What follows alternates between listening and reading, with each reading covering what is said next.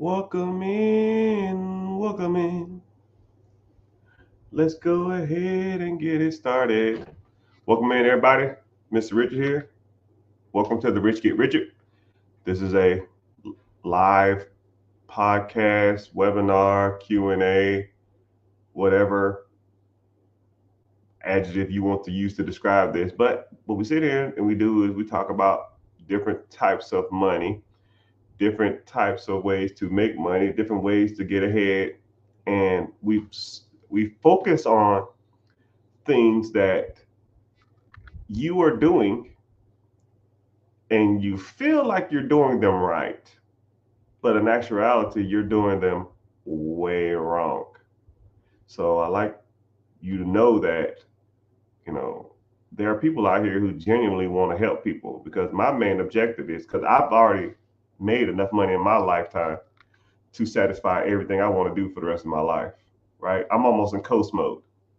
And once you have a certain skill or you're actually decent at something, you should want to give back and teach and educate others. And that's why we're here. That's why I'm here. You know, I talk for free. I educate for free. Sometimes if you want to get into some consultation stuff and some deeper dive stuff, if you want me to audit your taxes, if you want to work on a business structure or work on real estate structure, sometimes when I do stuff like that, I might charge a premium or something like that. But just the Q&A just on here, social media pretty much costs most people or none of y'all. They don't cost anything to be here. So someone said, I'm so tired. I feel you, sir, or ma'am. I don't know if you're a guy or girl. But we have all been there. We've all struggled. We've all had adversity in our lives. The only difference between successful people struggling and adversity and poor people or middle class people is that when they struggle for a reason and they struggle with a purpose. So I'm gonna kind of break that down a little bit too. So let's think about that. You struggle. I have struggled. The only difference is that when I struggled with an objective.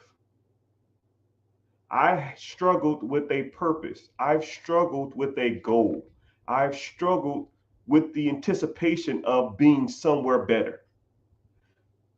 If you are going through your life and you're just doing the day-to-day stuff and you're paying your bills and you're going to work and you're dealing with family stuff or you're dealing with, going to the gym, you're doing all that stuff, but what's your grand scheme? What's your main objective? What are you doing as the big picture? And a lot of people can't even answer that. If I asked you, what do you want to do with your life? And people say stuff like this. I'm not even making this up. I can't even exaggerate some of this stuff. I want to get money. I want to get money. What do you want to do with your life? I want to get money. I want to be paid.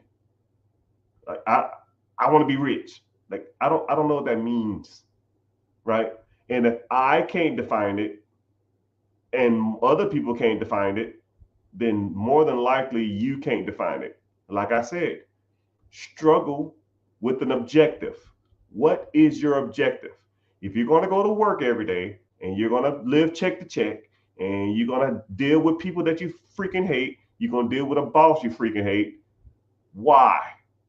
Why are you doing this? It's because society told you to do this? Because you want to do this? You want to go to work? You want to wake up at 5 o'clock in the morning? You want to deal with traffic? You want to damn talk to somebody that you freaking hate, at your job that smells weird, or somebody that gets on your nerves, or a know-it-all, or a boss that don't do shit. That's what you want to do. That's your choice. And a lot of people are going to say, well, I do it because I have to. I mean, you don't have to do anything. Do whatever you want. You don't have to be here now. You can leave. You can just stroll up and go to the next person. It doesn't make a difference. Your life has choices, regardless if you think so or not. And just like whenever you get that income coming in from your job, what you pay and how much you pay is a choice. If you live check to check, that is a choice. You can choose to live below your means. You can choose to not eat as much, eat out as much. You can choose not to have a $800 car payment. You can choose not to have a BMW. You can choose to have a Honda, right? You need a BMW. You need an SUV. You need a car payment. You need Netflix. You need to eat out. You need to go to the club. You need to take a vacation. You need to go out of town. You need new clothes. You need new shoes. You know, all choices. This is where it gets good, people. Your choices dictate what you don't choose, though. If you make bad choices throughout your life, then your life becomes harder. If you get $1,000 car payment, you have to work harder at a job to pay for that car. If you decide to have kids out of wedlock, which I'm not knocking people with kids, you know, if you choose that life, don't be mad if your baby mama or your baby daddy want to put you on child support. Don't be mad if your baby daddy don't want to help out. That was the choice that you made. Now you got to live with your choices, right? But you can correct or fix bad choices in your life. But that in itself is a choice. You got to choose to do better, make better financial decisions. And one of them is investing on any level, right? How much money are you investing every month? This is a choice. You don't have to invest, but people who don't invest their money a year from now, 2 years from now, 5 years from now, more than likely are going to be doing the same shit they're doing today. Think about what you were doing 5 years ago. Think about what you were doing this time last year. If it's the same thing you were doing now, you're messing up. If you've made no progression in life, you need to change something. And a lot of people don't even know if they're making progression or not. So everybody here, a quick, easy challenge. Get you a piece of paper or a pen, or even get your note out on your phone. Set a calendar reminder for this day 1 year from now. And in the reminder, I want you to put how much money you have in the savings, how much you have in checking, how much you have in investing, how much, if you have a home, everything financial. And then also put your credit scores. Okay? Put your credit scores with your savings, checking, put it into it.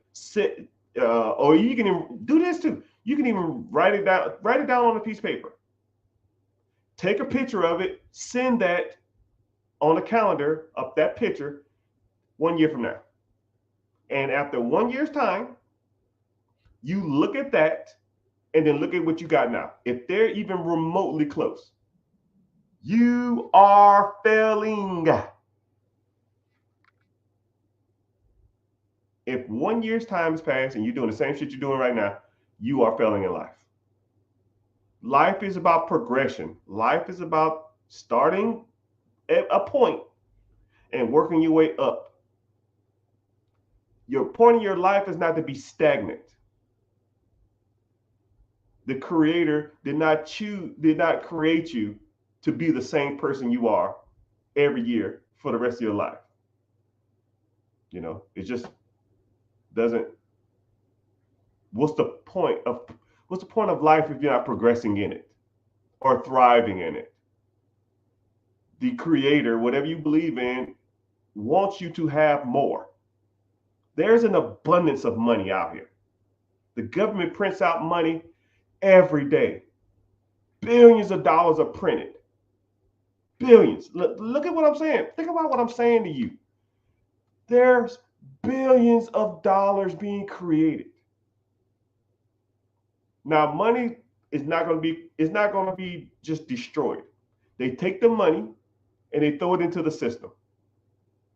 And now it's your job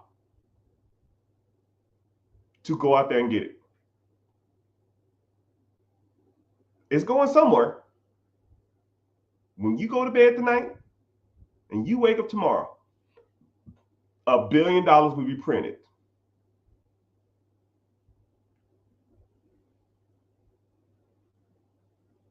Are you going to get some of it?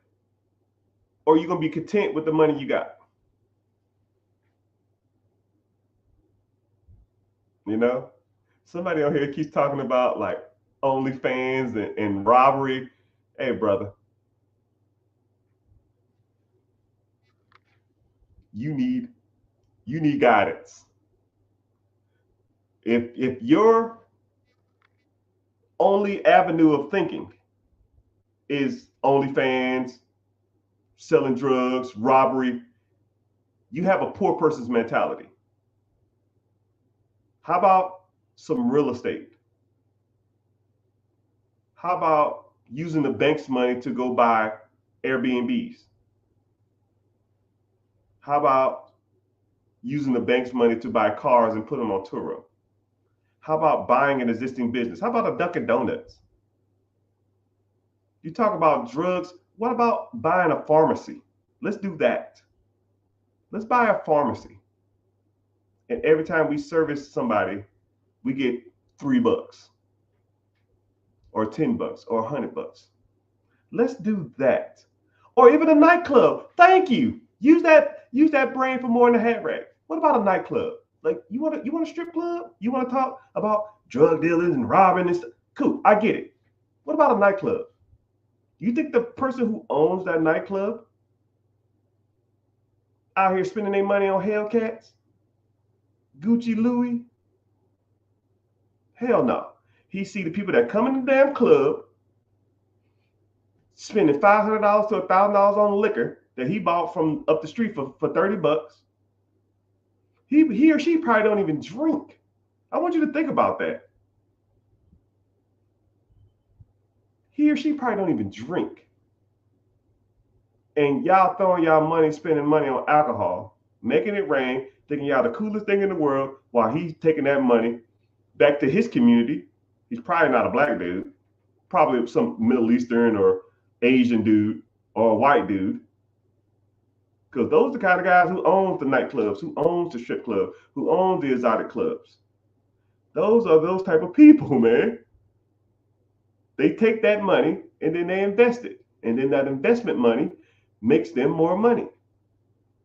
And they pulling up in the Maseratis, the Lambos, whatever they want, while y'all spending all y'all money in the club trying to impress people that you'll never see again in your life.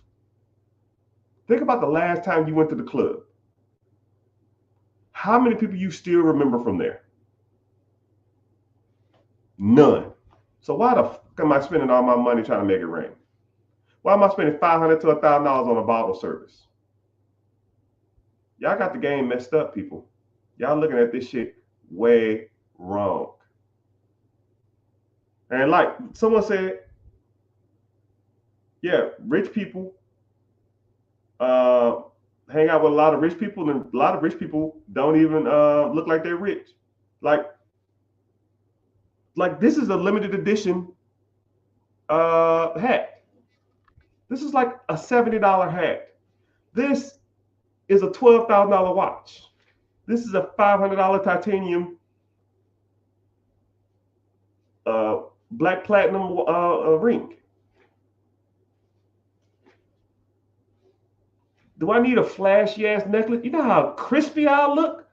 You know how crispy I look with a damn Jesus piece right now with all this black on? But it brings me no value. It makes me no money. I could give a damn about that. And y'all got to learn the difference between sugar and shit. You got to learn the difference between assets and junk. That brings me no value. This watch is 14 years old and it's worth every penny I paid for it 14 years ago, or however long I got it ago, maybe like 10 years ago. It's worth the same amount of money, you know? But You guys have to get out of that workers mentality, people. You're not going to come in here. I don't know who this guy or girl is, whatever, but I'm not going to get on here and be like, drug dealers, OnlyFans, bro. You're stuck. You're stuck in the pot, bro. I can't educate you or teach you how to make some real money if you're thinking the only way to make money is drugs. Only way you can make money is OnlyFans. Only way you can make money is strip clubs. Like, dude, you need to be exposed to a whole different world of making money. Probably the house or apartment you live in has a landlord. Somebody benefits off of every aspect of your life. I want you to think about that. Now, this is where it gets deep. Every aspect of your life, somebody makes millions. And I'll even break it down. The bed you're going to go to sleep on tonight, you bought it from somebody. They made money off you. You woke up this morning in a house that someone probably rents to you. They're making money. You hopped in a car that someone sold you. They made money. You put gas in the car at a gas station. Somebody made money. You stopped and got something to eat that someone sold you. You make money. You went to a job that somebody owns. For every dollar you make them, they make 10. So they are profiting off of your work. Then you drive back home. Let me grab a quick bite to eat on the way home. They're making money there. Let me get home. Let me throw on Netflix. They make money providing you a service. Let me turn on the AC because it's hot as hell in this house. The electric company makes money. And so forth and so on. You've made 10 millionaires every day of your life. 10 millionaire billionaires.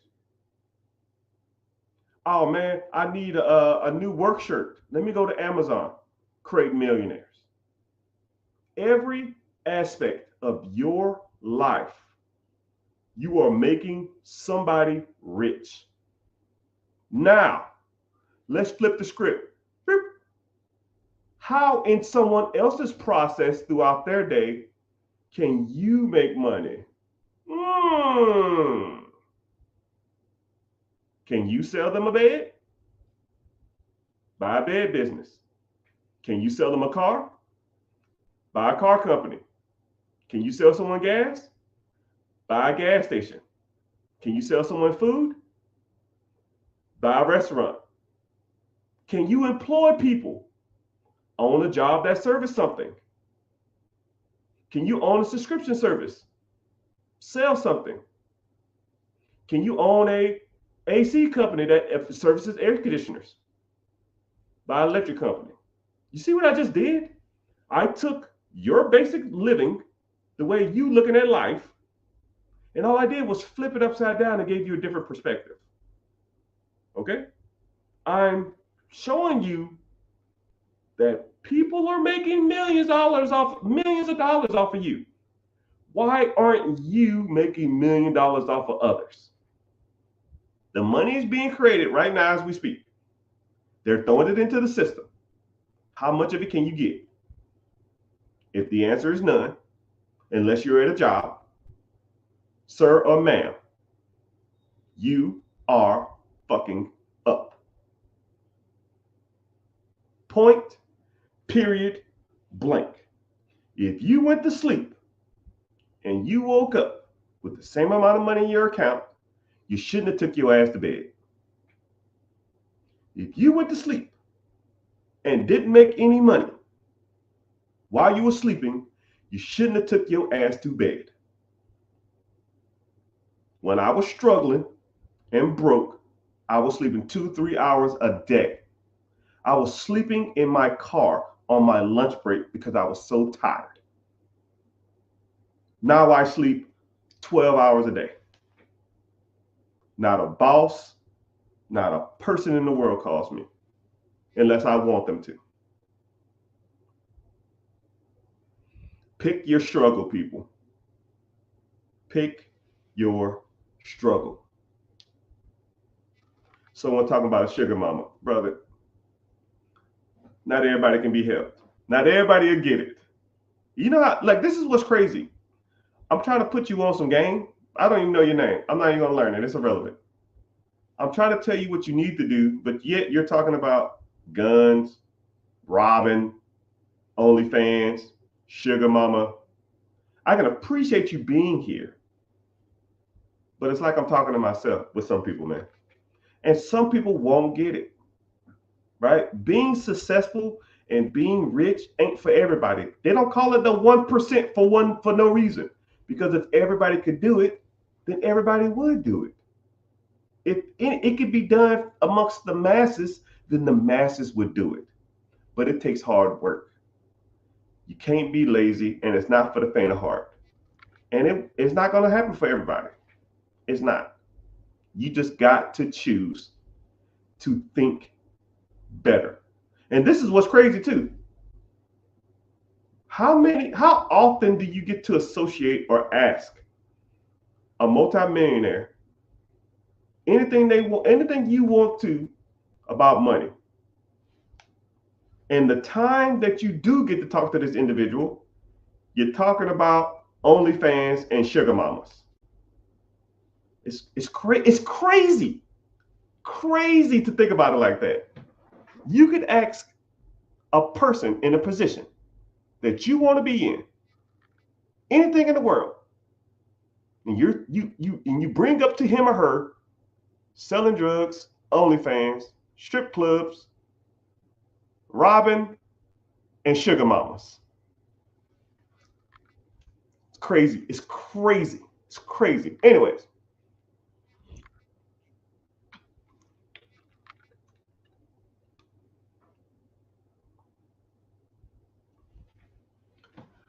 Welcome in.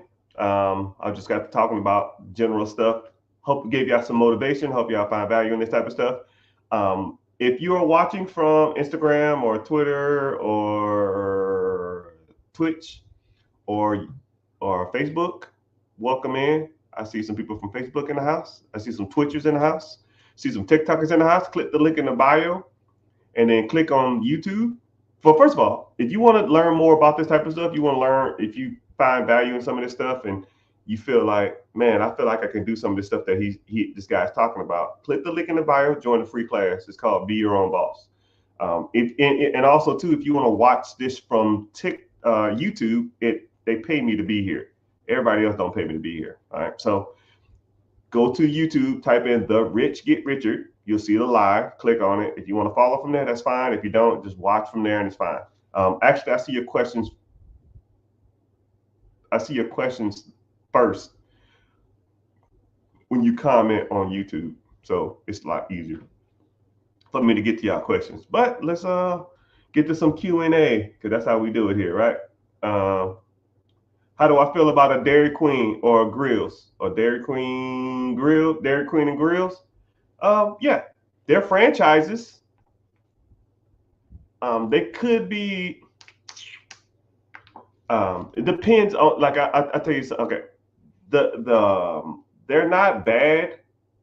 It's just, if I'm gonna do a Dairy Queen or something like that, there's a couple of other things that I would lean towards before I do a Dairy Queen. When you think of like restaurants or you think of fast food, Dairy Queen never comes to mind. You know, I can name 10 fast food restaurants off the top of my head, and Dairy Queen wouldn't even be one, right?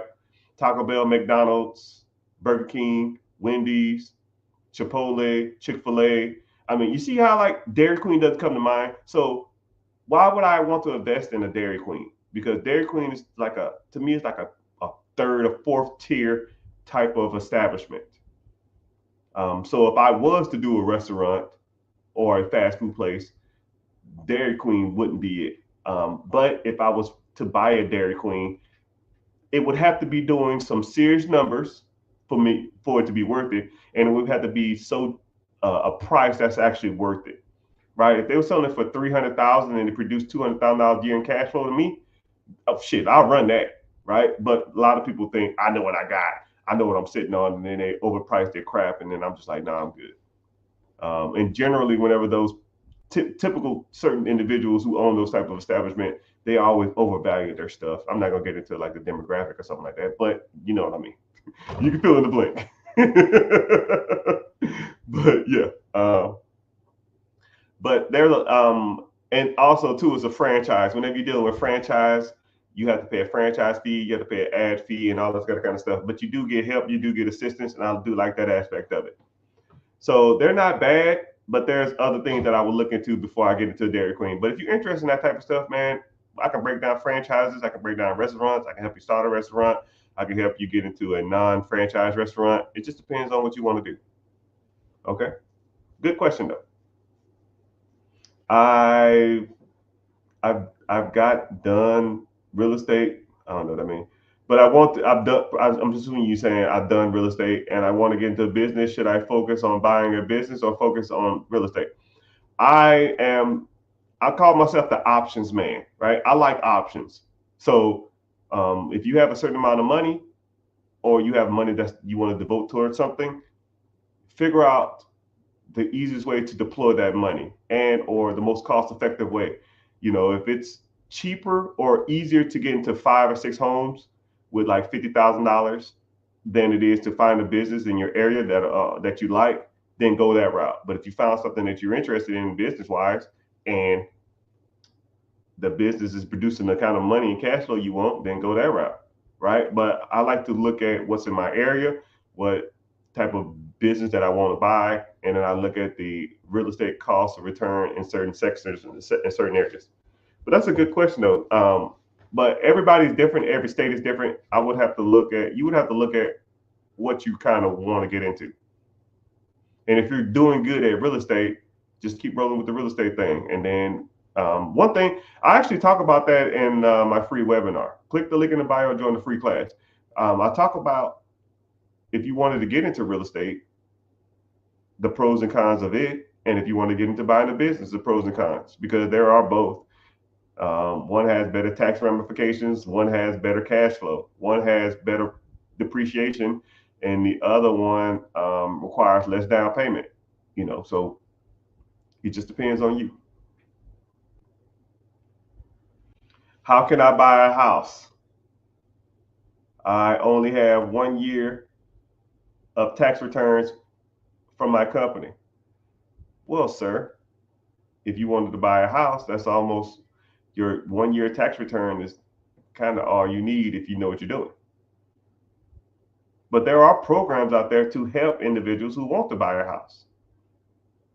So you learn about the programs and you can kind of go from there, and or you learn about down payment assistance for these type of houses. And then, or you find somebody who has, you find loan programs to help people who only have a year worth of taxes. But even if your business only has 1 year of tax returns, you have 2 years of tax returns because you probably worked for an employee before. You can use those to fund your real estate deal. But you probably didn't even know that.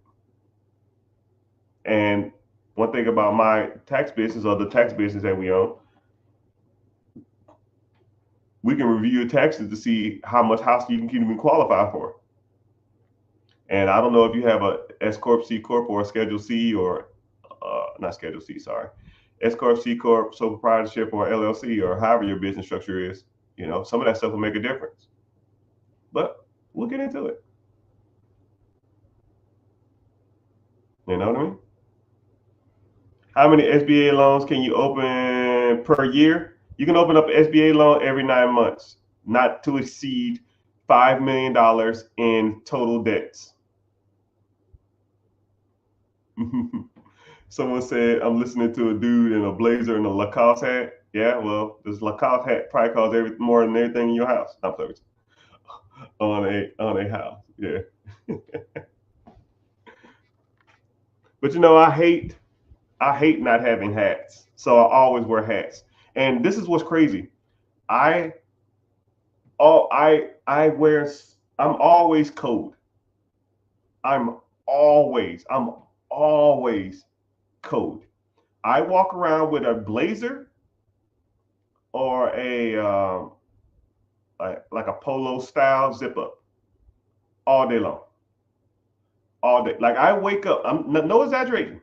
I wake up, I put on a blank T-shirt, and I put a blazer on top. I have probably 30 blazers, and I wear them like jackets. Like it's just a jacket to me.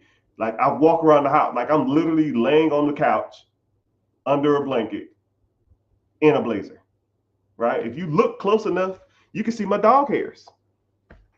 Because my dog, I don't know if y'all heard me earlier, my dog lays on my blankets. And then I put the blanket on me and it gets on my shirt. I mean, that's just the way it is, right? I mean, I literally wear this all day long. And if I have to go somewhere, I just leave like this. I'm in Home Depot, Lowe's, Target, the movies. I'm in, so if you ever see me and I don't have a blazer on, it is what it is, right? And then, like I said, if I'm out somewhere and I see somebody I know and they say, "Hey, how you doing, sir? Hey, let me get a photo." Now I look presentable, I look decent, and I wear this all day long, literally all day long. I check my mailbox in this. I mean, except the gym, I'll always have these on. But it's like a regular jacket. It's just like a regular coat to me.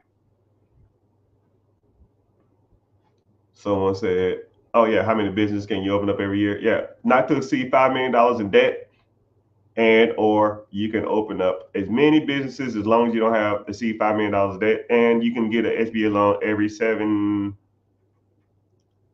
to 9 months if that's what you want to do.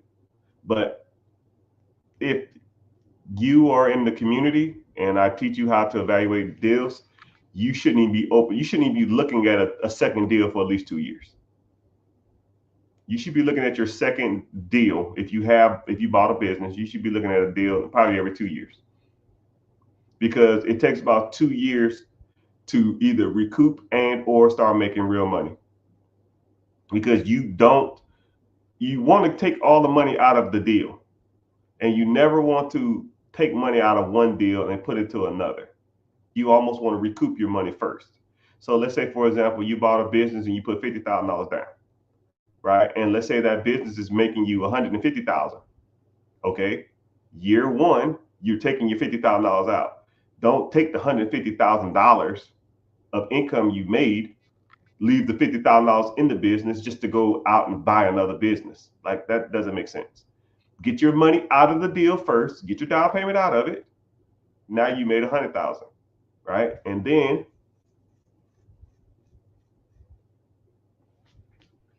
you take the $100,000 and you pay off all debts associated with that business. Not like pay off the loan, any type of like existing debts that you have. That's not the SBA loan. And then if you want to, you invest the rest of it, and then you can start living on some of that money too. And then year two, you don't have to pay back the $50,000. Now you can save up $50,000 to put down on another business if you want to.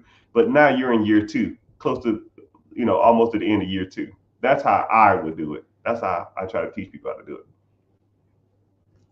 But sir or man, what kind of business you got? How much you make? Because majority of all bills, majority of home loans are contingent upon your debt to income ratio. How much money did you make last month, or how much money you made last year? So if you ain't got enough to afford the house, it's almost irrelevant anyways.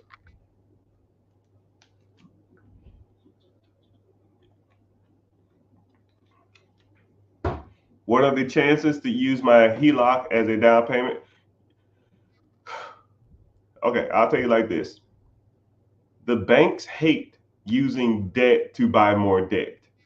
It like throws off their balance sheets. But your debt, your money. JG Wentworth. It's my money. I do what I want, right? If you want to, I've heard of people using SBA loans to buy houses, down payment on houses. I've heard of people using I've heard of people using HELOCs to fund houses, fund more real estate houses. I've heard people use it to fund their business. I heard people use HELOC to buy a business. They don't like it, but in the end of the day, who cares? It's your money. You do it the shit you want to, you know. But there's ways you can do it. That's why you need to learn, Mr. Sean. Yeah, someone said when you're rich, you can wear what you want. Yeah, pretty much. Not necessarily though. I'm gonna kind of give y'all a look while y'all thinking of the next questions or while y'all thinking about whatever y'all thinking about, what questions y'all want to ask. I'm gonna kind of put y'all onto a different perspective. Especially when it comes to the minority community, man, it really bothers me when I talk about stuff like this. The minority community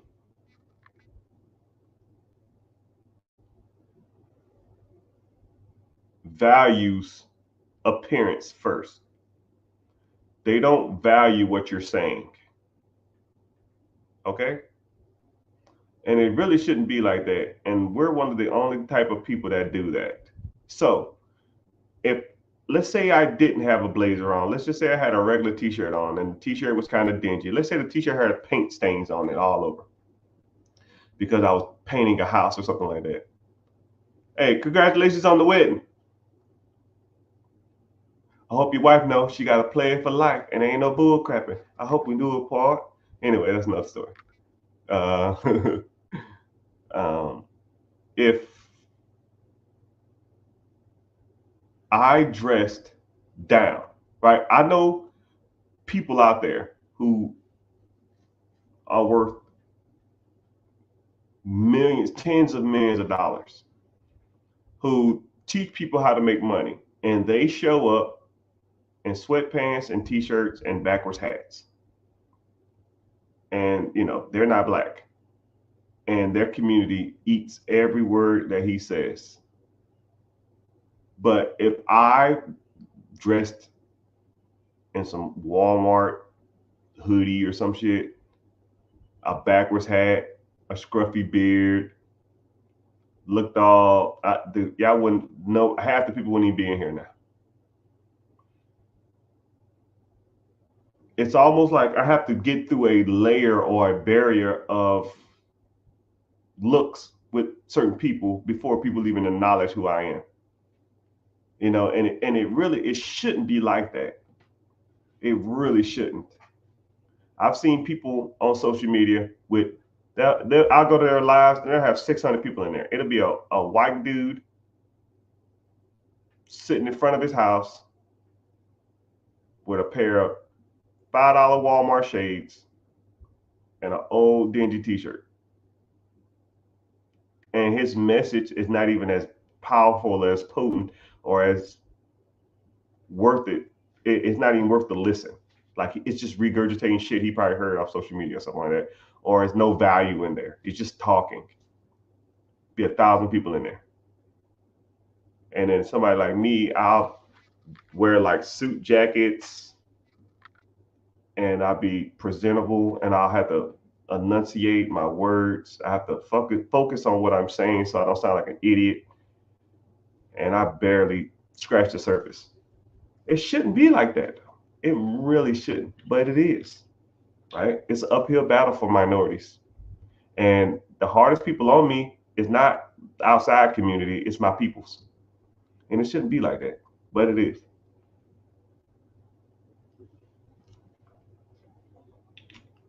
I get more hate from my community than any other outside community. And the bad part about it is all I want to do is try to educate as many people as possible. But some people don't want to hear it. Some people's processing and some people's systems can't even process the fact that there are genuine people out there. People always think that people want a handout. People always think that people trying to get over on them. People always think that I'm coming from a position of trying to hurt you. Like, not everything in the world is a money grab. Not everything in the world is a place of I'm better than you, right? And it's kind of sad, like I said, I get on here all the time and I talk to anybody and everybody who got a question about finances, right? And I'll answer you specifically, right? I'll meet people that just get on here and talk vaguely. I can sit on here and talk about mindset all day if I wanted to. I can sit on here and talk about motivational. I can do that for 3 hours if I wanted to, but that doesn't help you. There are a lot of content creators out here, and all they do is do motivational. And I'm not gonna say any names. If you want to put them in the chat, that's fine. And I'll say yes or no or something like that. But you ever heard some of these people talk? You gotta have it. You gotta want it. You gotta have the dog in the fight. Who's gonna carry the boat? You gotta want it. What the fuck does that mean? How the hell does that help me? Okay, cool, I want it. How is that helping me? Motivation is only 10% of the battle. Yes, I do understand you need to have a proper mindset, but after that, what's next? What do I need to focus on? Do I need to focus on credit? Do I need to focus on investing? Do I need to focus on real estate? Do I need to focus on businesses? Do I need to start a business? Do I need to buy a business? What type of investments do I need? Do I need life insurance? Do I need a UIL? Do I need crypto?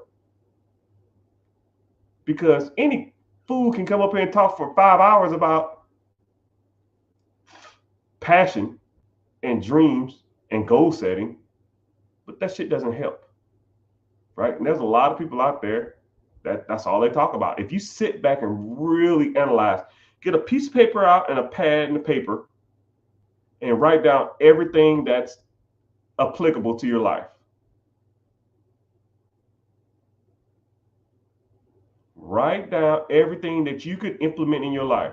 Ooh, this guy says go do this at the credit bureau. Ooh, this guy says go to this bank and ask for this kind of money. Ooh, this guy says look into these different types of investments because they pay the best dividend and best interest. You won't, because they don't talk about that shit. It's just all mindset, mentality, bullshit. But hey, what do I know? What do I know? I'm just waiting for y'all to ask me some questions now. Let's get to it. Someone said, how much does it cost to open an LLC? Depending on your state.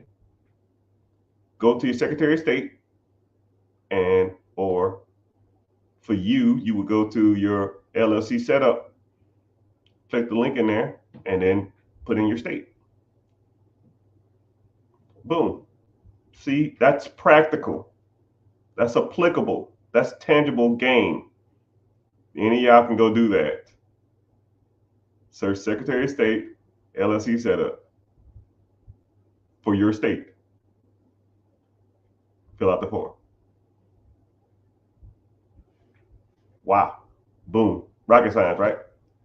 Rocket science. We're talking about rocket science. Is there value in tiny homes? I have 5 homes on a lot. Is that considered commercial? Okay, you asked 2 questions at once. Is there value in tiny homes? There's value in anything. 1, 2, if you are renting them for more than you're paying for them, then yes, there's value. If you bought a tiny home for $50,000, will it be worth $500,000 10 years from now? Probably not.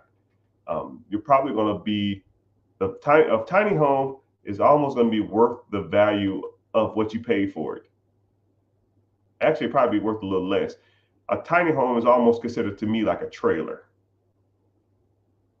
or a mobile home. Mobile homes really don't have that much value. Mobile homes are worth the land that they're on. So if you have land and the mobile home, you got something. If you have a tiny home sitting on a lot, then you ain't got nothing, right? You just have the tiny home with a lot of the mobile home, and it's only worth what someone's willing to pay for you. You know, $5,000, $10,000, and then they got to pay a $500, $1,000 lot fee. So the lot with mobile homes on it is commercial. Mobile home lots are considered commercial lots, depending on how many homes are on there too. If it's considered one resident, you're getting like technical jargon now. but I don't know the significance. I don't know the relevancy. Maybe for funding or financing. I don't know. 4 homes that are considered one resident is because it's financed at a residential cost. 5 homes, mobile homes or tiny homes, is a commercial community. Unless all the tiny homes had one shared address, it's you're getting into some weird area if you wanted to get into it, right? But if you okay, I guess the moral of the question is, do tiny homes have value? Yes. If you rent them out, sure. Could you sell the tiny home for more than you paid for it? Probably not. That's just the way it works. But good question though. It's a different perspective of that question. It's just a different mindset, a different outlook on that, and different understanding. But I don't know if you want to buy or build more tiny homes, or I don't know what you want to do with that though. But like I said, we're streaming all over social media. Got quite a few people in here. Welcome in, welcome in, welcome in. Like I said, if you're watching from anywhere but YouTube, click on YouTube. I see Instagram in the house. I see Twitter. 2 Instagram pages, which I don't know about the other one, and I'm never on it. But yeah, Twitch. Welcome in, Mr. The one Twitcher I got. I got like 10 followers on Twitch. I'm never on there. I lost my password, but glad you're in here. Say something. I almost want to be the biggest financial content streamer on Twitch because I go there and it's all like video games and shit, or Kai Sanai and Speed. I don't know how the hell they getting all these damn views. I don't know. I just need to start doing stupid stuff and dancing. People, people clip me out or something. I don't know.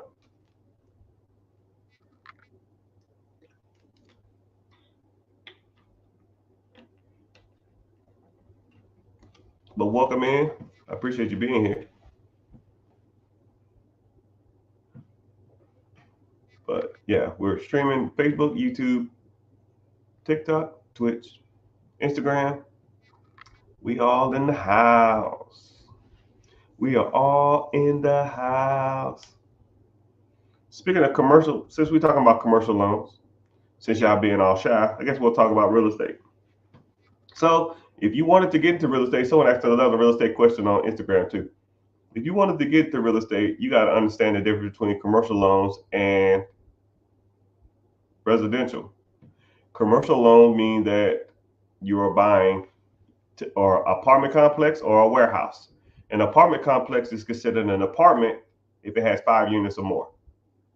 So if you're buying 6 units, 5 units, 12 units, 100 units, 1,000 units, it is considered a commercial property or an apartment. If you are buying 4 units or more, you have a fourplex, duplex, quadplex, single family home, it is considered a residential. Okay. Residential funding is easier than commercial. So what that means is it's easier to buy 4 units than it is to buy 5 units. So if you had 4 units, which is now 12 units, it's easier to buy them 4 at a time than it is to buy 112. It's a little cheaper too. You can get, if you lived in a unit, you can buy, if you lived in one of the units, you can buy 4 units with 0 down, especially if you're a veteran.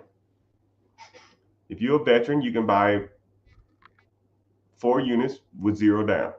If you're just an individual, you can do an FHA loan. You can put 3.5% down.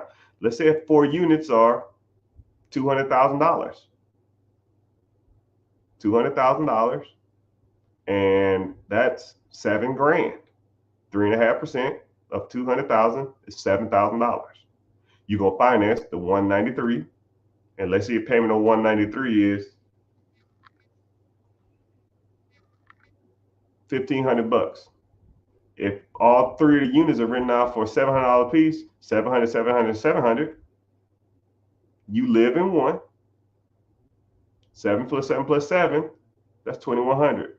Your house payment, your PITA, property taxes, mortgage, and insurance is $1,500. You're making $600 to live in this place. So now you could take the $700 profit and go out to the club. You could take the money that you was going to be spending on rent. You can go out to the club and buy a Hellcat, and you think you're doing it because you're saving $1,000 a month rent, and then you're making $700, which is $1,700 profit in theory. But somebody who knew what they was talking about would just pay the mortgage like it's just a house payment. You take the $700 from each house, which is now $2,100, and now you invest that. And don't live off of it. Don't go to the club. Don't go eating out. Don't get no scat pack. That's dumb, right? You barely getting your feet wet. Now you spending the little money you got on dumb shit. I see it all the time. I see people start to get a little traction, start to get a little motion, starting to get somewhat ahead in life, and then they take their winnings or their earnings or their profit and they dwindle it on dumb shit. Yo, man, you flip this house or you got an inheritance. What you gonna do with it? You just made 40 grand. You just made $20,000. You got a duplex. The duplex is paying you $1,500 a month. What are you doing with this? Man, shit, I'm living life. I need this just to survive. You need the extra $1,500 a month to survive? What the fuck are you surviving? R. Kelly? Some people didn't get that joke. But anyways, moral of the story is, man, you got to take the profits you're making and put it into something that's going to make you more money. And then once that makes you more money, then you keep flipping up. You keep flipping up. Keep flipping up. And then till one day you flipped up so much that you don't have to flip no more.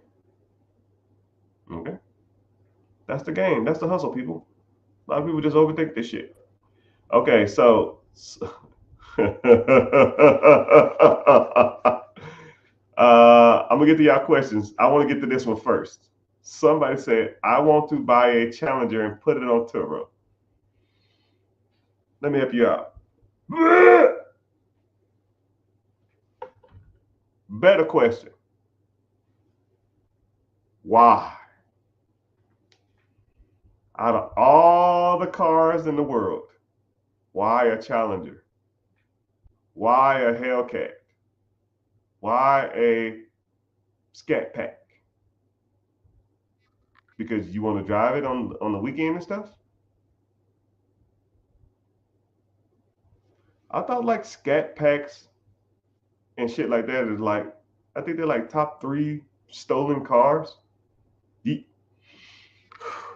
Do you want to buy the car to make money? Or do you want to buy the car so you can drive it and make money on the side?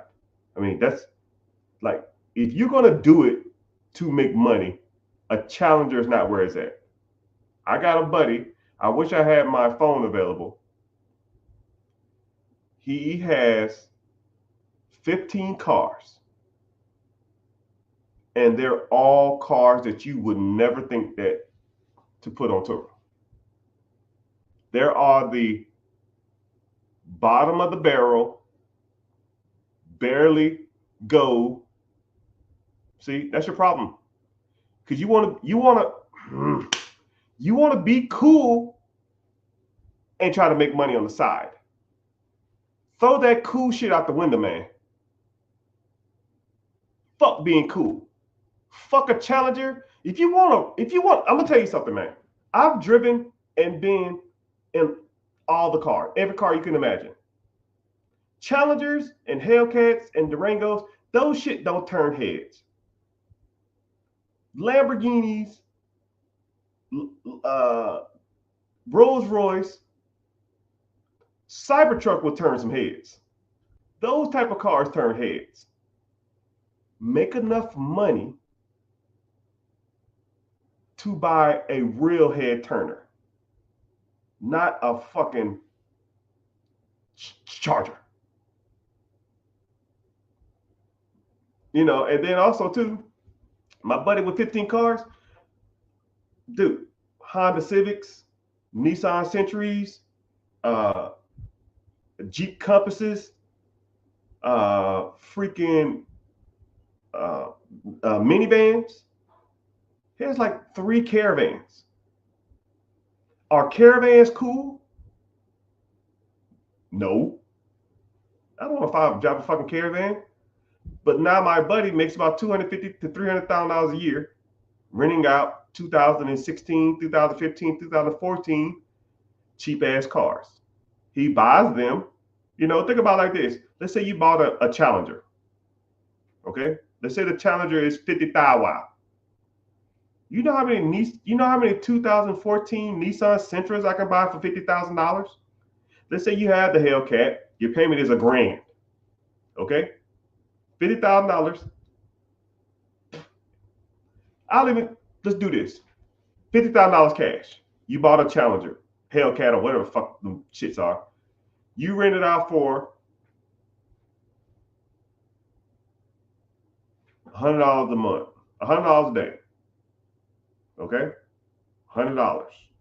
Let's say you rent it for 15 days. That's $1,500. Wow, that's some good money. Wow, that's good. You go buy a Nissan Sentra, 2014, $8,000. You rent that shit out for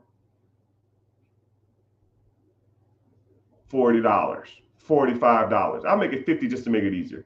$50. You rent that shit out for 15 days. That's $750. You buy a Dodge Caravan for $9,000. 80,000, 90,000 miles, 2014. You rent that out for $50. Now you're at $100. So you spent $16,000 to make the same amount of money that you would make on a Hellcat for $50,000. Stop me when I'm wrong. Anybody? It's damn near 100 y'all ain't. Stop me when I'm wrong. Now I can go buy a little Honda Civic. I can buy a Honda Accord. I can buy a Honda Pilot. I can buy another Caravan. And I bought 5 cars with this. I bought 6 cars with this $50,000. And now I have a fleet of cars. Now instead of $1,500 a month, which is $17,000, $18,000 a year, which you're not quitting your job with an extra $17,000, $18,000 a year. Now I got a fleet of cars that's probably making me $40,000, $50,000 a year. Now, $50,000 a year, we making some moves. We get some motion now. But if you just want to go out and buy a Hellcat just to be cool, be my guest, sir. Be my guest. And then it is the top 3 stolen cars. A lot of people ain't out here stealing no damn Honda Pilots. People ain't stealing no damn Caravans. People ain't stealing no damn Nissan Sentras. They fucking stealing them Hellcats. And then you rent it out 3 months from now. Some damn idiot named Pookie. You rent it to some 19-year-old. He doing donuts in the damn middle of the street. Because I see it on Instagram all the time. And now he done balled out your tires. And now you try to sue his ass. But he used a damn credit card with no money on it. Now you got to sue his ass. Now you got to replace $500 tires.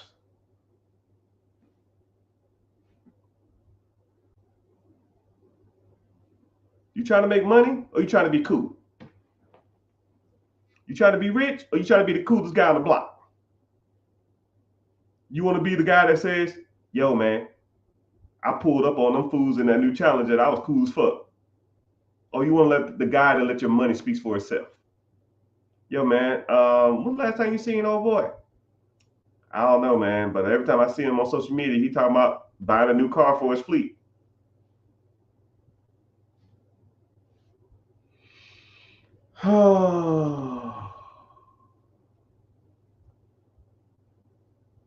Someone says, so no Tesla for your daily? Fuck no. I'll drive that damn minivan every damn where. But people don't understand struggle. People don't understand delayed gratification. You know, people don't. I mean, I was worth millions, and I had a 2009 Toyota Prius, man, that was had paint stains on it. And that shit got like 60 miles to the gallon. And I drove that shit everywhere. I would go to real estate closings where I netted 6 figures. And the people would see me pull up in the Prius or pull up in the Honda Fit, or people would see me pull up in my old Nissan 4x2. Listen, 1989. No, I think it was 1990. 1990 Nissan hardbody pickup truck. It had no bed. The bed was rusted. I threw a piece of wood plank back there, but I had to replace it every 6 months because it rotted. It was 3 different colors, and it drifted when I went over 60 miles an hour. I had one seatbelt. When me and my wife rode in it, my girlfriend at the time, I gave her the seatbelt because if I crashed, I was out. One seatbelt. I would go do $100,000, $1 million deals in that pickup truck. And people like, yo, I know you can afford a better truck. Why don't you buy a newer car? I said, well, kiss my ass because I'm trying to be rich. Because one day, now, I can sit and talk about how I did it instead of going out here buying Hellcats and Challengers and bullshit with my money. But people don't believe in delayed gratification. I drove shit for 15 years. Right? Well, actually, I won't even say 15 years. It was about my first 3 years, I was balling. I started making money. Club, Louis, Gucci, Rolex, Escalades, Tahoes, Audis, Lexus, Mercedes. I bought all that shit. Rolls Royce, bought it all up. And I was just like, why? Why? Why am I spending the money that I struggled so hard to get to impress other motherfuckers who could give a damn about me? Yo, I see you too, sir. You have to start looking at the big picture and some of this stuff, man. You have to start looking at your purpose. What's the whole point of this, man? Purpose. Why are you doing it? Why are you working every day? Why are you going and waking up at 5 a.m. to go deal with some ass clown who don't know half as much as you? That one employee, one coworker who's annoying as hell. Or deal with traffic for an hour and a half. And y'all talk about a commute. When I was in the military, my commute was 45 minutes to work. And I see you, B. 45 minutes to work, an hour home. And every time I made that commute, I told myself, I will never work for anyone else again. Never work for anyone else again. That commute in itself burned in my mind. Let alone when I got to work and I'm dealing with bullshit all day that didn't progress me in my life or make me any more money. The commute itself, I would ride. I would get in my car and I would turn off the music, turn off my cell phone. One with my thoughts, telling myself there's not an amount of money that someone will give me for me to have to commute and deal with bullshit I don't care about ever. You could offer me $1 million a year salary and I'll tell you to fuck off. You couldn't do it. I could not. I cannot. I will not do that again. And something needs to, it's something, all of y'all need to like have the trigger. Something every single one of y'all have to tell y'all something needs to happen, right? I don't know what it is. I don't know what's your. You got to get back into a wall, and something needs to happen, and you need to tell yourself, yo, this is it. I am done with this shit. I cannot do this no more. And I don't care what it is. I don't care what it is. I will do it. And when I meet people like that and I talk to them for more than 5 minutes, I already know. I already know. I say, yo, you gonna make it. Hey, Mr. Richard, I'm ready. Okay, cool. Why you say that? Work ain't paying me enough. My boss getting on my nerves. Ain't enough money to go around. I'm tired of this shit. I'm frustrated. I feel like I'm stagnant in my life. I'm not getting nowhere. I can't do this shit no more. I fucking can't do it. And I was like, all right. And then, or they'll start saying stuff like, I don't care what it is. I don't care what you tell me to do. I'll do it. And when people get that weird ass, like, I'll do anything type deal, you know they will. You know they will. And one thing about our community is a lot of people in our community feel like that, but instead of doing the right thing, they do the wrong thing. Right? Because we've struggled and lived below means for so long that we'll just take any type of chances necessary to try to get ahead. But those type of chances that people do generally result in going to jail or worse. Right? Not going to talk morbidly on this, but you know what I mean?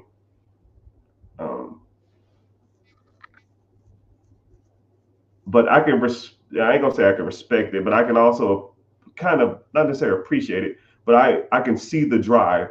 You know, people against their back is against the wall and they want a way out, right? They're just choosing the wrong avenue. And then this is what's so crazy is that sometimes when I get people in the community, or I get a one-on-one, or I get a consultation with people, the more comfortable they are, the harder it is for me to get them to do something, because people associate a little comfort with success, or they get comfortable and they don't want to do anything to progress because they think that that's the answer, or they feel like, oh man, I've struggled for so long and I'm kind of getting ahead and I don't want to go back to struggling again. But majority of money progression doesn't work like that. Money progression typically goes up. It generally or rarely goes down if you know what you're doing.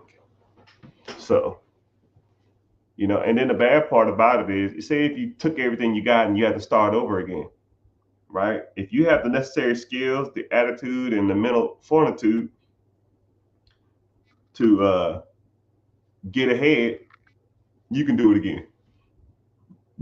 You can take all the money I have now and start me over, and I'll be right back on top. 6 months. Right back. Because I already know what I'm doing. Same thing. You just got to learn it. Someone said, at least you got to enjoy the nice cars for a bit. Nothing wrong with that. Yeah. But it's not even enjoyable. Like you have a nice car. Think about the car you got now. Like, does it make you feel better about yourself when you drive your car? Like who cares? That should get me from A to B. I don't care. I don't care. You shouldn't care either, but people do. I don't know why. Someone said, if I have $20,000, should I save? I have $20,000 saved. What do you think I should do? Real estate or businesses? I think you should click the link in the bio and join the free class, because I talk about different ways to buy businesses. I talk about different ways to buy real estate, and I talk about the pros and cons in them. Come to the free class. It's Wednesday, 9 p.m. EST. And I don't sell you information or anything like that. So if you want to come learn more, do that. And if y'all watching from YouTube, I appreciate it. Got a decent amount of people in here. Go to YouTube and watch from there. Go to YouTube, type in the Rich Get Richer, and start watching from there. It's the same feed. It just pays me to be there if you're there. All right, so let's get to the question. Someone said, "Is an event hall commercial?" Yes. Do you live in an event hall? Yes, event halls are commercial. Uh, Someone said, "What is the most common mistake that you see when someone is buying a business?" Uh, first, first things first is the amount of money it makes. I, for sure, I associate and deal with a lot of business brokers. So a real estate broker sells real estate. Wow, crazy concept, right? A business broker sells businesses. I know a few business brokers who will say, "Hey, man, I know you help people buy businesses, or I know you buy businesses too. I have some here. If you're interested in any of them, let me know." Okay. I mean, I probably get an email like that 5 times a day. I probably look at 50 businesses a day, just screwing off or something like that. And I'll look at some of these, and I'll let's say if it's $1 million business and it's producing like to the owner $75,000 a year, and I'll say, "Bro, this ain't shit. There's no way in hell that anybody should buy this. This number is horrible." And then after about 2 months, 3 months, they say, "Yo, Miss Rich, I got a new list. I got some new businesses on there. Let me know if you're interested in one." All right, whatever. I don't give a fuck. I'll look at the list and I'll see that same deal. They'll say pending. And I'll say, "How the fuck is this pending? This $1 million business shouldn't be selling no more than $250,000 max." And I know they didn't come up their number that much, but people are, what's the proper terminology? People are blinded by the beauty of the business. Oh my goodness. People don't want to hear this. People don't want to hear this. People would rather have a business that's beautiful, that doesn't make any money, than a business that's ugly, that makes a shit ton of money. Say that again. I'm not telling you this because this is something I just make up. This is what I see all the time. People love the idea of a business more so than they love the ideal of making money. Like think about like a Gucci handbag or a Louis Vuitton handbag. People love the idea of Gucci or Louis or Hermes bags more so than the practicality of those bags. Now, if I went to Walmart and got a bag, that Walmart bag, if it was 100% leather, would probably last just as long. And I paid $100 for it. Would last just as long as a $3,000 Chanel bag. Just as long, if not longer. But people are in love with the idea that a Chanel bag makes them feel than about the price that's associated with the Chanel bag. Okay? When people have businesses for sale, people are in love with certain business ideas more so than the fact of the bag of the business itself. Like any type of like beautiful business, they fly off the shelves, and people buy them wrong. And that to me is a common mistake. So things like, so if y'all want to just give me a comment and tell me what y'all feel or what y'all think, industries that are like beautiful or people that are like, man, that seems like it'd be so cool. Those type of industry, anything that people brag to other people, "I own a blah blah blah.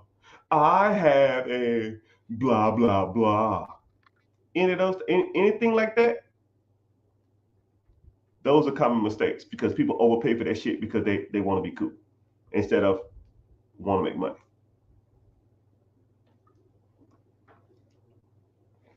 Things like a Dunkin' Donuts, hell, a coffee shop. I own this little cute coffee shop down the street. I own a clothing boutique. I own a McDonald's. McDonald's is one of the worst franchises to own. They don't make shit. You know who make money at McDonald's? McDonald's, motherfucker. The McDonald family make money off of McDonald's. You probably getting 4 or 5% returns on that shit, right? You get a fat percentage because say if it produces $1 million, if it produces $1 million, you get 5%, that's 50 grand. But that's shit. People just in love with the idea of a McDonald's. Laundromats, car washes. People love those industries. And a lot of times people know that people love those industries, so they throw their damn business out there at some ridiculous rate. Yeah, I got a laundromat. It's $1 million. How much does it make? It makes 80 grand a year. What the fuck? So I gotta have this damn thing for 9 years if I get my money out of it? You nuts.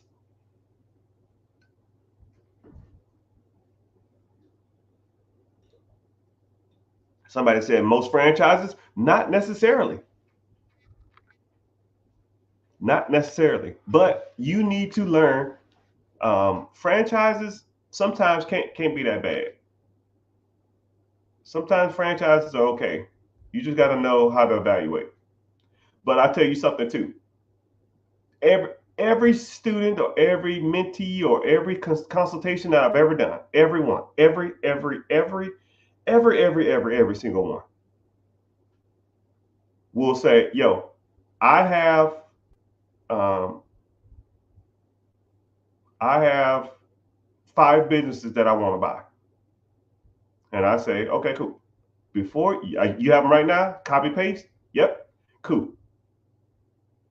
Let me show you how to properly evaluate a business." And I show them numbers wise why some things are good and some things are not, why this makes sense, why this doesn't. And I generally 99% of the time don't get any backlash because I'm financially showing you why certain industries make sense. I'm financially showing you why this does make sense. And then they'll say, "Okay, damn, that's pretty good. I appreciate that. Okay, those 5 businesses, send them to me now." Cool. Look at the 10 seconds. Wow, never mind. This sucks. Yes, it does suck. Next. It's a little better, but wow, this is not that good either. Yes, it sucks because people are in love with certain industries and the ideal of certain businesses instead of loving the money and financial aspect of it. Okay? And you got to learn. And I'm here to teach you. Link in the bio. So, anyways, somebody said, "I have $200,000 to invest."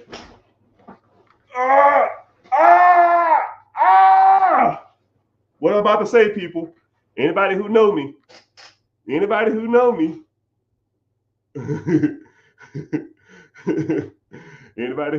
somebody said, "I got $200,000 to invest. I just sold a house. Could I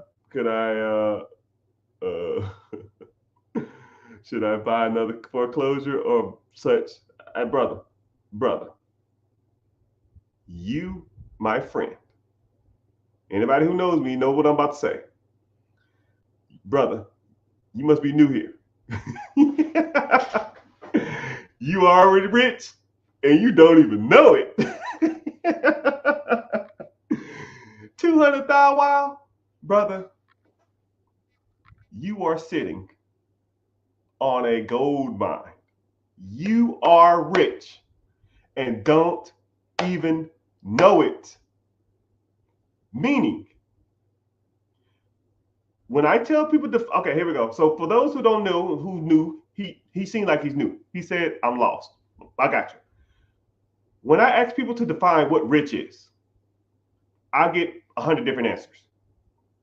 But when we break down rich is not having to worry about bills, having a lifestyle that you want, and almost comically doing whatever you want. You can go as you please. You can come as you please. You don't really answer to anybody. You are, in theory, rich. So let's break down rich as it pertains to a physical number, because it is what it is. A lot of people think like $1 million or 500,000, 200,000, or $100,000 is rich. No. You're thinking about it simplistically. I need $1 million. You're a dummy. Don't do that. $1 million does not make you rich.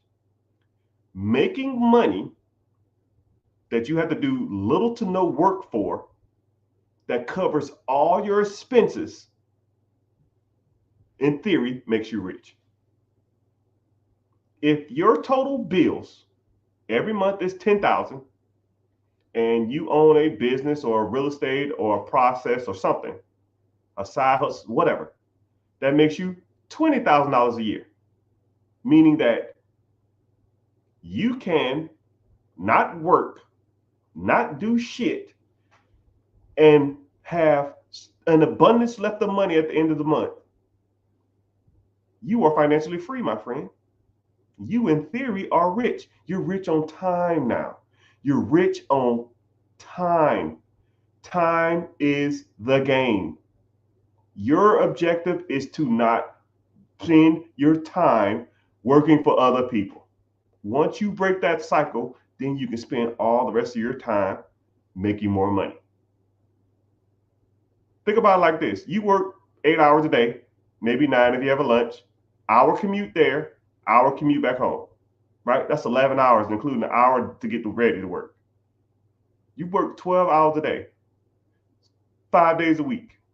Now, let's say if I gave you one of those days back, but for those 12 hours, all you have to do is focus on making money. Would you start making more money? Yes, because you're devoted 12 hours a day. Now, let's flip that. I'm going to give you 2 days. So 24 hours, 12 days on Monday, 12 hours on Friday, right? Saturday, Sunday, you do what the hell you want. Saturday, Monday and Friday, you spend 12 of those hours, Monday and Friday, trying to make more money, buying side hustles, buying real estate, buying businesses, managing businesses, starting side hustles, freaking mowing lawns, flipping couches. Who cares? 12 hours a day, 2 days a week. Would you make more money? Yes, you would. 3 hours a day, or 3 days. Yes, you would. You'll make more money. 4 days. You work 1 day a week. Let's say Wednesday. Monday and Tuesday, Thursday and Friday, you have to spend 12 hours a day making money. You would default make more money because you're spending so much time devoted towards making money. You will automatically, just in theory, start making more money because you're going to start associating. You have the time and the resources that you can devote to it. That's the objective, people. You need to get your time back. You're sitting on 200,000. I'll even make this super easy. Let's say you did $200,000. Let's say you put, hypothetical situation, 20% down on a business, which businesses don't even 20% down. But let's say you put 20% down on a business.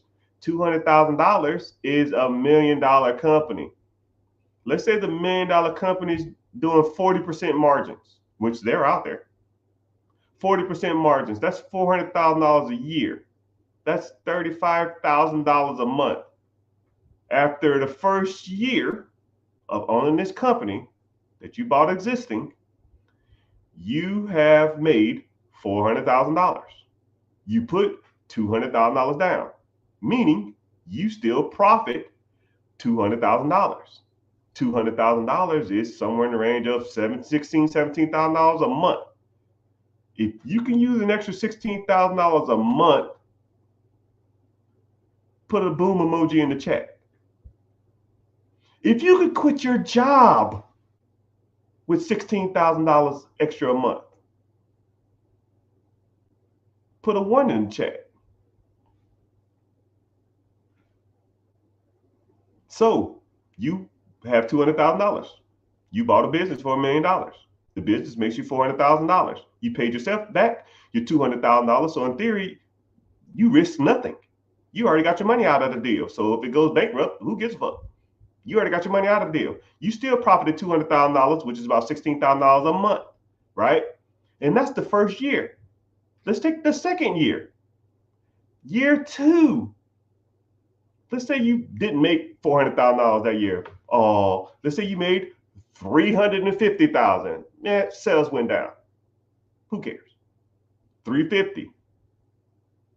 Do you have to pay back the $200,000 you put? No, you've already paid yourself back. So that $350,000 a year is all profit.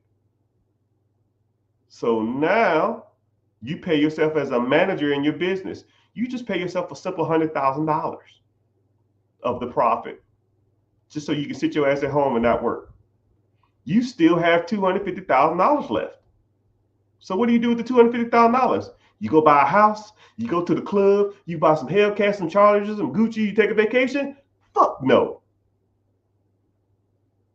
You buy another $1 million company. Boom. So now you're in year 3. You put $200,000 down on that business. That business is going to make you, let's say if it's producing $400,000 a year in profit, you're going to pay yourself back the $200,000 you borrowed from yourself. But you still make a $200,000 profit. So now you got an extra $200,000. But business 1 produced you $350,000 year 3. So now you got $250,000. You got $200,000 from business 2. You got $350,000 from business 1. So now you made $550,000. You pay yourself $100,000 as an employee, but you're still sitting on $450,000. So what do you do now? You go buy the Hellcats, you buy the Chargers, you buy the Durangos? Fuck no. You take the $450,000 of profit and then you invest it into an ETF, mutual fund, index fund. Let's say the average stock market returns is 10.1% since the Great Depression, 1933. That $450,000 is going to make you $45,000 in interest a year. So now year 4, you make another $450,000. And then the $450,000 you got in the ETF is going to make you $50,000 more dollars. Now you're sitting on $900,000 in 4.5 years. That's going to produce you 10%, $90,000 a year that you don't even have to fucking work for. On top of the $100,000 you pay yourself as a salary. Now you are a millionaire in 5 years off a $200,000 investment by owning 2 or 3 companies, people. So when I say to you, you are already rich and don't even know it, I'm not talking to hear my fucking self, because I've done it. That's why we're here. I'm trying to school y'all. But hey, I can lead the horse to water, but I can't make him drink it. Say word. Say word. For those who are new here, when I say word, y'all put word in the comment section. Say word. Word. Word.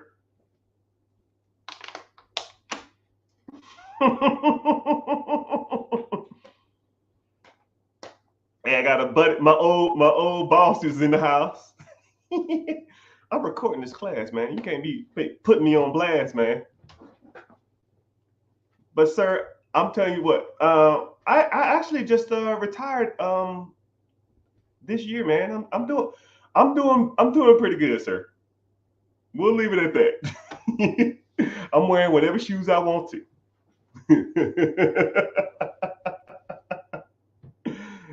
I hope all is well, man. I hope you're doing good. You still down in good old South Kakalaki? Hope you're doing great, man. You know, I knew you would. Hey, man, I was cheap as hell. Drive that old ass pickup truck.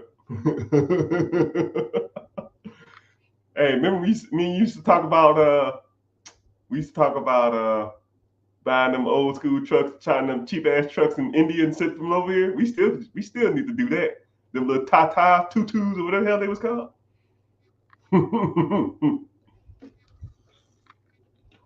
Mm.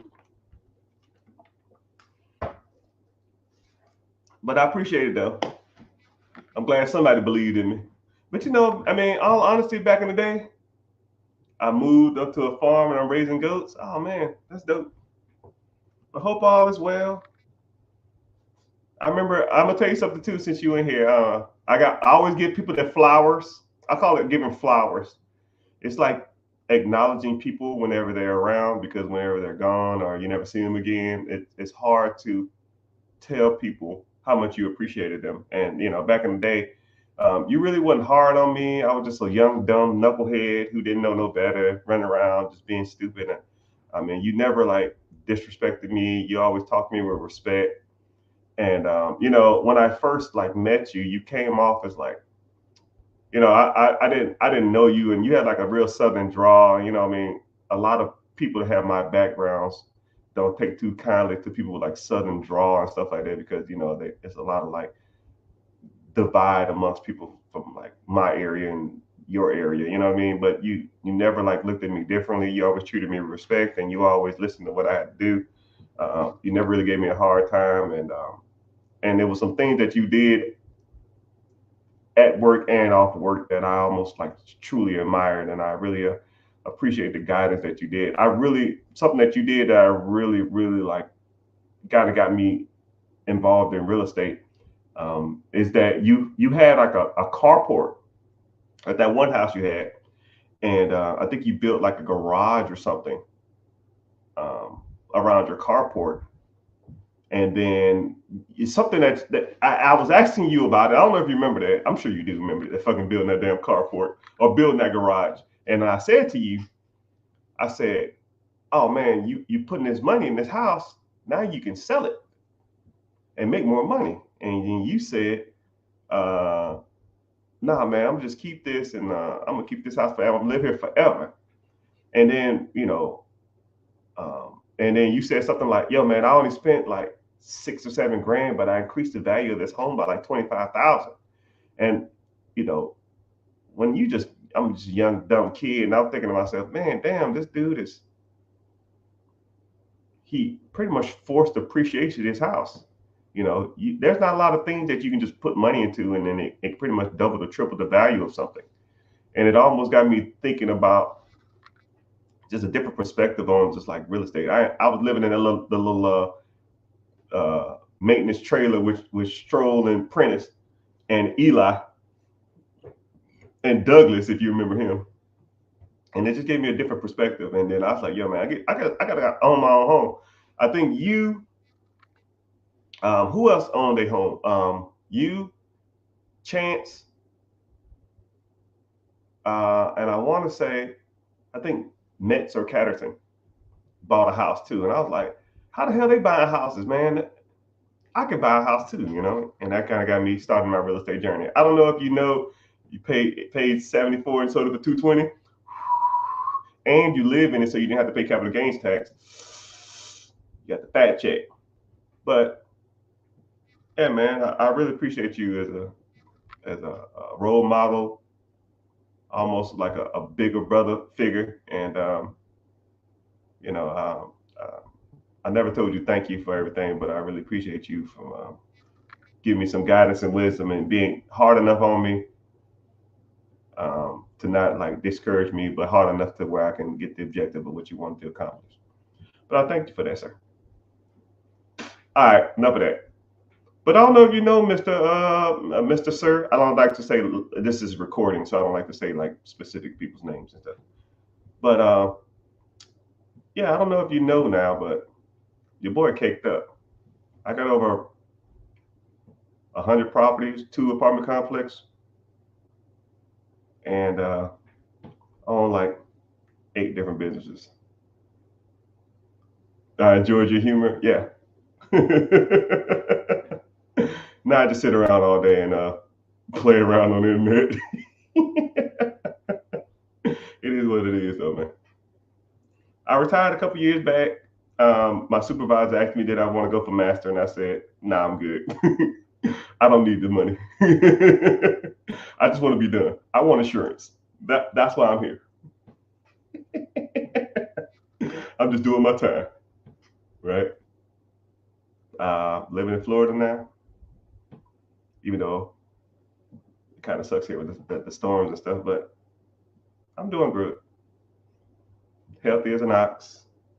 No major military injuries like everybody. Knee problems, shoulder problems, back problems. My knees hurt a little bit, but disability wise, well, I'm off the. It's all good, sir. But thank you for being here. I'm about to get off in a sec. I got stuff to do. It ain't this. But yeah, preguntas, questions. Oh yeah, sorry, Mr. Sir. Take care. Stay in touch. Yeah, you need anything, man? You let me know. I'm not milking no goats though. I made a small fortune in that small town, man. I back in the day, man, I was buying houses in the hood. I think you retired by the time I started getting into it. I think you was out of there. But I started buying houses in the hood for 20, 30, $40,000, and I was them shit's making me about $1,000, $1,200, $1,500 a month now. Cut that check.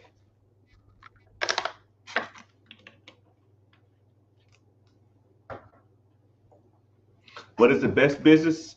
What is the best business to buy? To what degree of absentee owner really absentee? Good question. So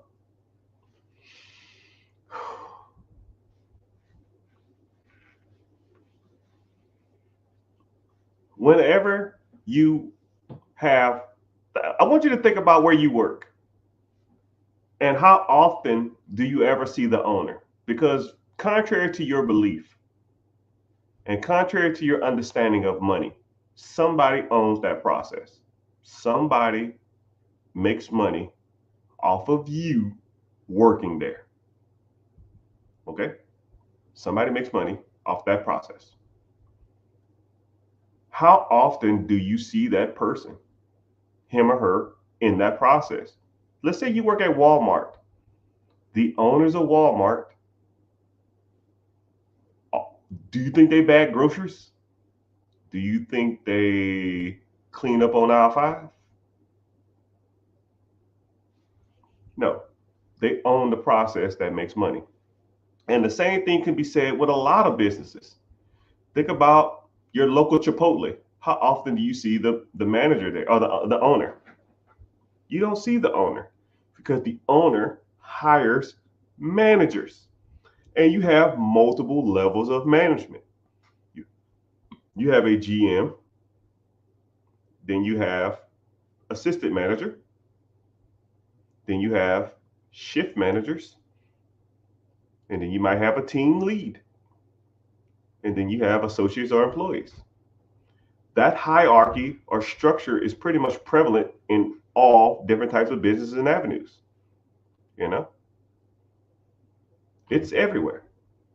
And think about your role at your job. You probably are an associate, you might be a team lead, you might be a shift lead, you might be an assistant manager, or you might be a general manager.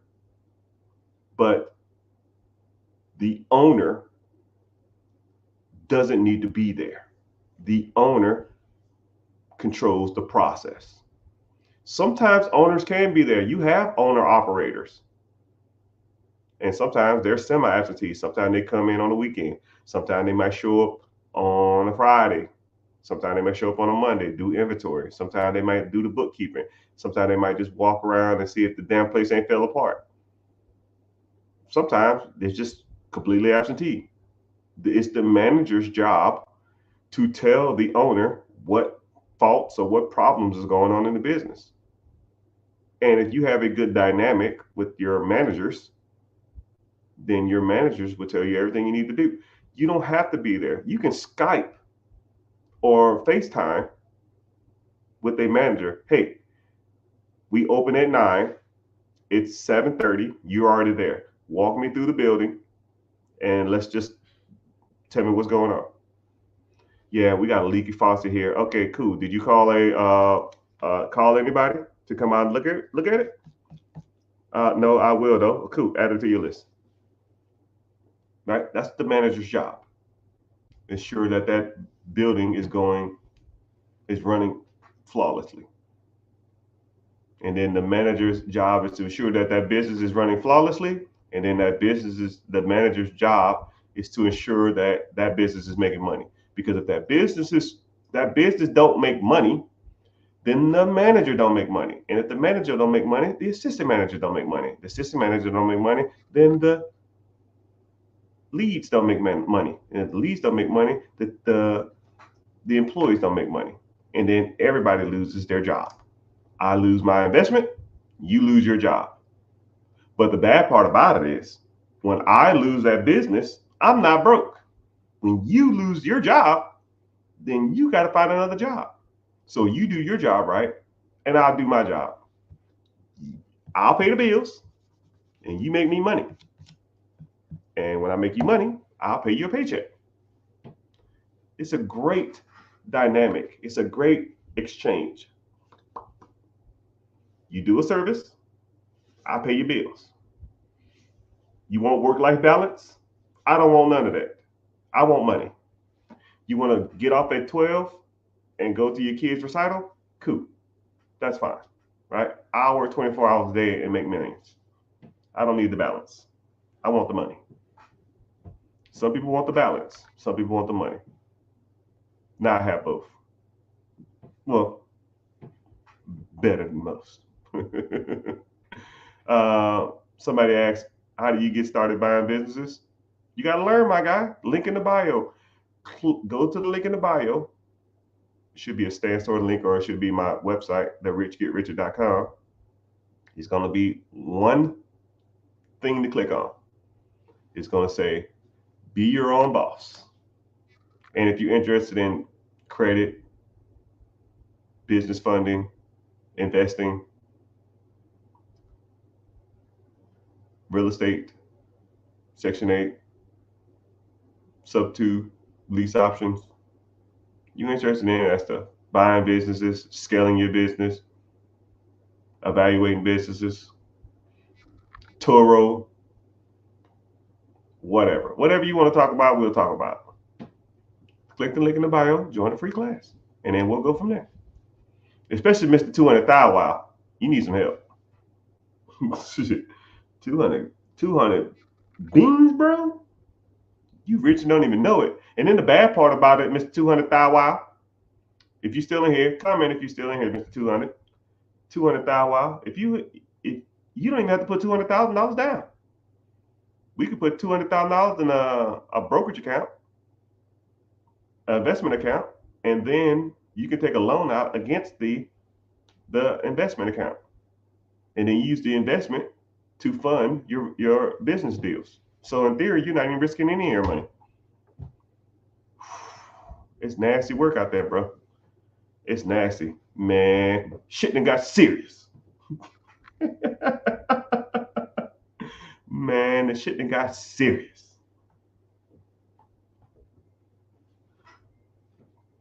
What was the website? Yeah, it's click the link in the bio, click my name, go to my main page, wherever you are. I don't know where you're watching. You'll see a link. Click the link, and it'll say be your own boss. It'll say a sign that says be your own boss. Click that. And then just go from there. Man, shit done got. What you laughing at, man? Shit done got serious.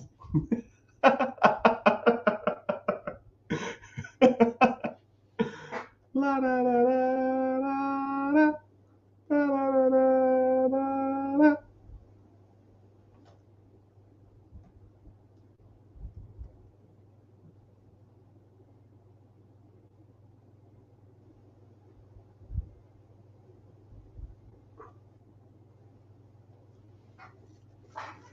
Man, shit done got serious. All right, couple more questions, and I got to get off here. Let's see what we got. Let's see what we got.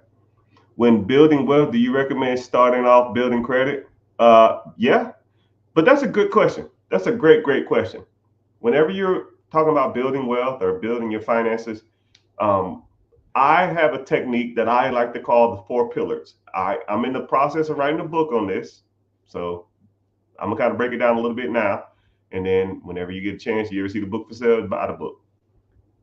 If you want to be successful, you have to either master or be able to scale these 4 aspects of your life when it comes to finances and money. If you get all 4 of these down, you're good. Okay? All 4 of these. 1, credit. Personal credit, business credit. Not going to harp on it too much. You have to master your credit. Right? I have, and I'll even show you, I'll even say them, and then I'll show you, I'll say how I did it. Personal credit, 760 credit score. Business credit, I have millions of dollars in business funding. Millions of dollars in business funding.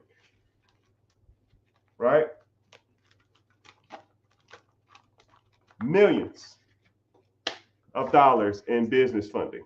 So business credit wise, and these the big boys.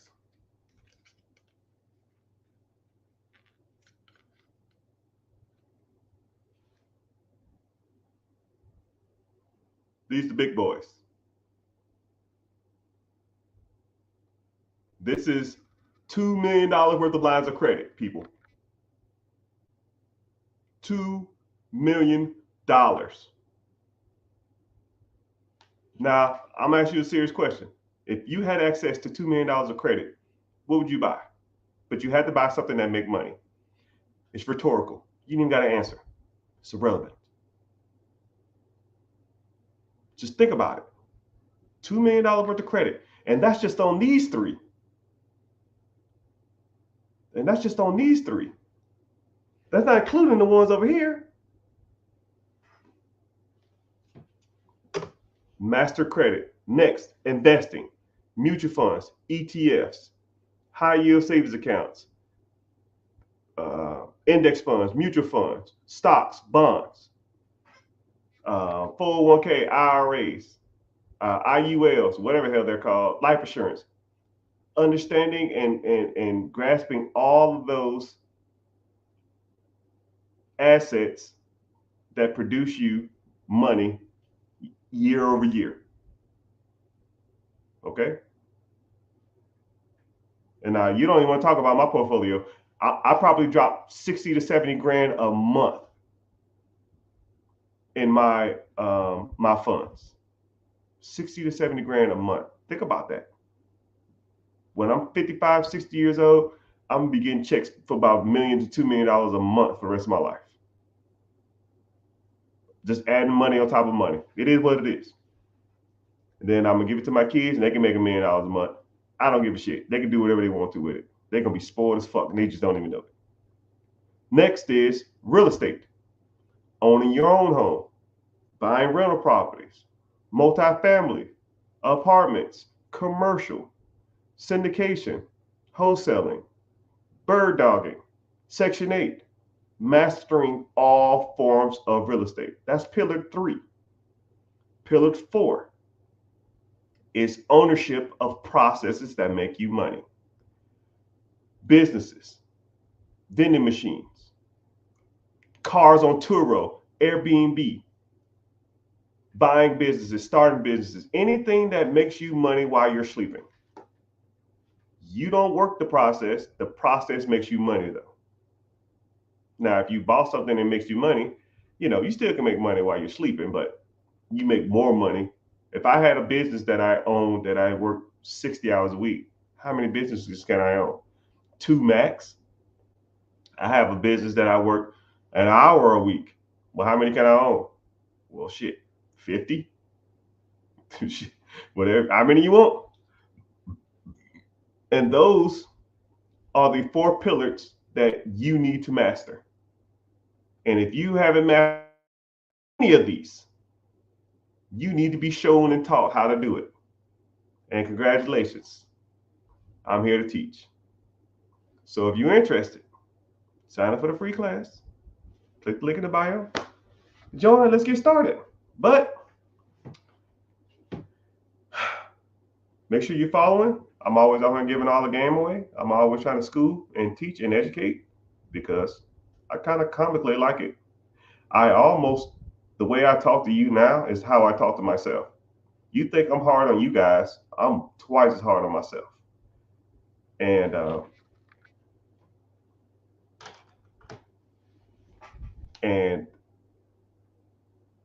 you need to be shown and pushed, and you need to learn different perspectives on your finances. You can't just go through life doing the same shit every day and expecting the same result. You will not get ahead. You will be stagnant in your life, and you won't achieve what I feel that is achievable for anybody. You just got to put in the work, and you got to do what it takes to get there. But anyways, hope you found value in this. If you did, at least follow. That's free, right? You want to sign up for something, that's fine. If you don't want to sign up, that's cool too. No sweat off my back. I got money before this. I got money after this. It don't make me no difference. If you want to change your life trajectory, let's get to it. See you in class. I'll be the Zane. Later, dudes.